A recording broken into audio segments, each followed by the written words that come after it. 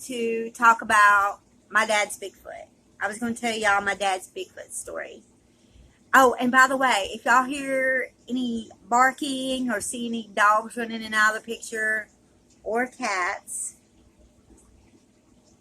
I can't really help it. They do that. Sorry about it. Okay, so let's get to the story. All right, my dad and his two brothers, they rented a house. Well, their mom and dad rented a house from a guy that ran a farm. And they were responsible for taking care of the farm and fixing it up. And the boys were young. You know, the oldest one was probably like 13, 14 years old.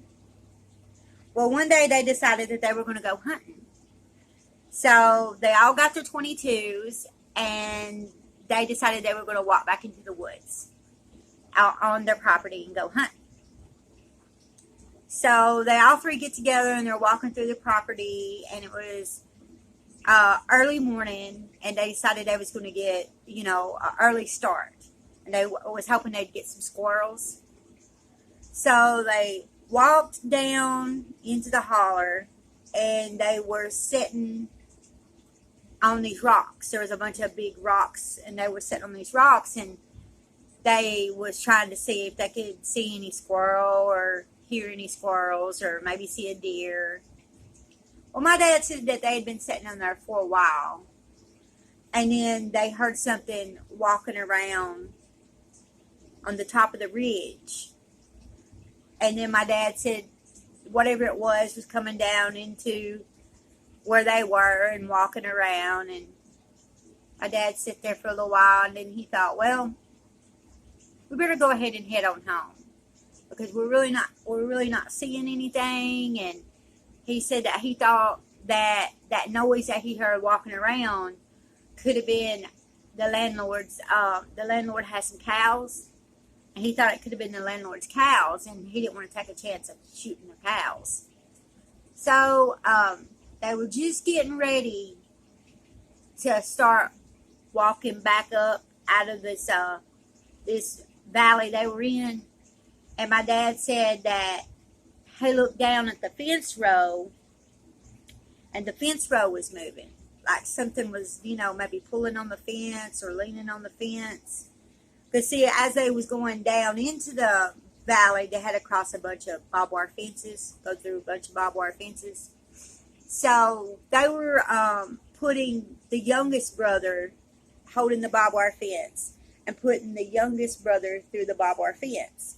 And as he got through, they would hold the fence again and let my dad's brother, Jerry, through the fence. And the little brother, his name was Glenn. And just as Dad was holding the fence up to let Jerry through the fence, his brother, Glenn, was facing this way so he could see everything behind him. And he seen something, and he kept telling my dad, he was like, hurry up, hurry up, hurry up.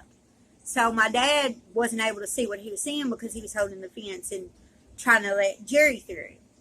Well, as he got through, everybody was running because Glenn was like, come on, guys, run, run, run, run. Everybody was running because Glenn had seen something that they didn't see. And by this time, they were already scared by, the noises they heard of something walking up above on the ridge and the fence moving. So they were running, trying to get back to the house.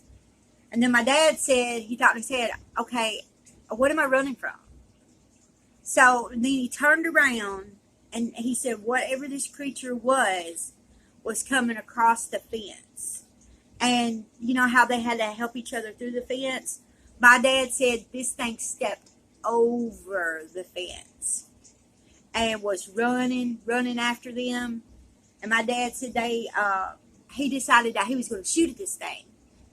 And Dad said that he emptied his .22 rifle that he had, and then his brother was shooting at it too. And he said all he could think about was making it home, making it home, making it home. Well, after they got home and everything, a couple of days had passed, and they decided they were going to go back out there and see if they could see anything like prints or anything. And my Uncle Jerry said that they seen long hairs on the fence. And I talked to him the other day when I was getting his story, and I got my dad's story because I wanted to make sure I was giving you the story right.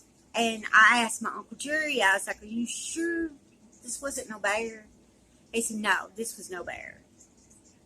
Then I called my daddy the other day, and I was asking the story from him, and I said, Daddy, you sure this wasn't no bear? He said, this was no bear. And I believe that there is a such thing as Bigfoot. I believe that one of these days we'll find him. And I believe it's part human and part monkey, all mixed in. And I also believe that it was probably an ancestor from, there was an ape that lived many years ago. I think it might have been from China. And they found the remaining of the jaw. And the name of that ape was Granpithias. And I believe Bigfoot comes probably from Granpithias. For some reason, he went extinct for no reason. Or did he? And if it's part ape and part human, then it's pretty smart. Do you know how smart we are? Imagine if someone come into your home and had been touching things, rearranging things, you would know that somebody had been in there moving your stuff around. So when we go into its home and start hunting, moving stuff around, camping, in its home, it's going to know we're there. It don't know we're there before it even sees us. I'm sure it can smell us. But anyways, that's my thoughts on Bigfoot, and that's my dad's story. I hope you enjoyed it, and I hope you have a good day. Thanks for watching.